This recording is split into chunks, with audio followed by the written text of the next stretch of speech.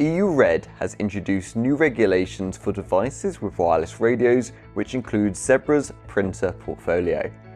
In link-OS 7.6, we are delighted to be introducing setup via USB mirroring, a new quick and easy way to deploy EU RED compliant print fleets as quickly as possible. USB mirroring is an existing feature that allows you to simplify printer configuration without needing a network connection or a separate setup application. link-OS 7.6 will allow end users to deploy Zebra printers using the USB mirroring feature when protected node is enabled.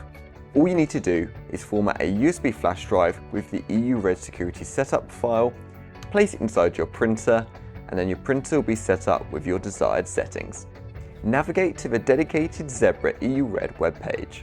From mid-May 2026, USB flash drive will appear as an option.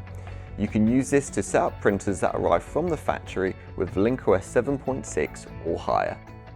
Historically, for USB mirroring on Zebra printers, there's been 3 separate folders: Applications, Commands, and Files. A new 4th folder will be supported called Security. Firstly, use the Zebra webpage to create a protected mode password and generate a credentials JSON file.